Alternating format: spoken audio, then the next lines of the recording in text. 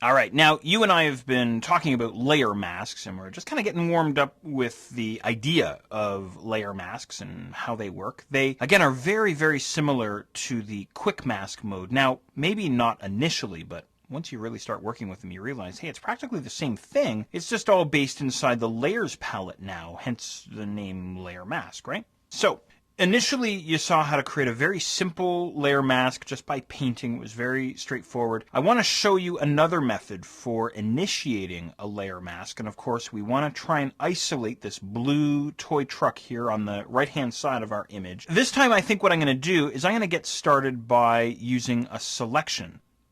So what I could do, I suppose, is I could use my quick selection tool or my magic wand tool, or I could even maybe use my magnetic lasso tool or my freehand lasso tool to select out this guy. Essentially, that's what I want. But I think what I'm going to do here is I'm going to do something a little bit different here. First of all, what I'm going to do is I'm going to double click on my background layer to switch him back to a regular old Photoshop layer. And instead what I'm going to do is I'm going to try and select the background, and then what I'll do is I'll minus out the other two toy trucks. Hopefully this will play out here. So what I'm going to do is I'm going to use my color range command for this, by the way. So up to the select menu and then down to color range.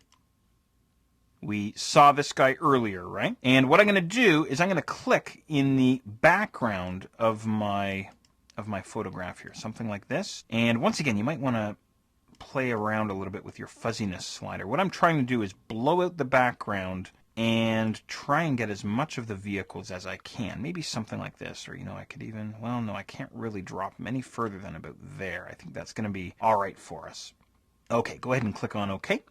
Okay, so we have the background selected here. And as I say, I want to get rid of the two other trucks, the yellow truck and the red truck. So here's what I'm going to do. I'm going to grab my rectangular selection tool, and I'm going to hold down the Shift key, because what I want to do is I want to add these other trucks to the selection. So quite literally, I'm just going to throw down sort of this massive rectangular selection, something like this, and then maybe do just a little bit there to get the little bits of the yellow truck there. It doesn't have to be perfect or anything. Something like this I think is just fine here.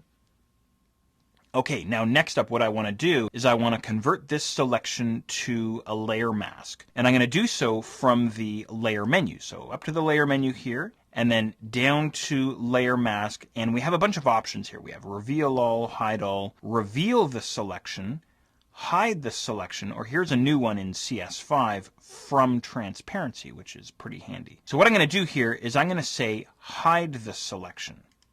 Now, what that does is that creates for me a layer mask. You can see there inside the layers palette. So we get the exact same setup that you and I had previously. There's my layer mask thumbnail. And because we chose hide selection, the entire selection essentially is filled with black, or the entire selection is now transparent down inside our document window. Wonderful. So now all we need to do, if I zoom in here a little bit, is you can see I need to make some adjustments here to my toy truck, and I'm going to do so using the paintbrush tool. So back to the B key on my keyboard, and I'll make sure that the foreground color at the bottom of my toolbox is black. And then essentially what I'll do is I'll paint in the areas that I want to get rid of. And I'm just kind of doing a sort of a simplistic job at this point.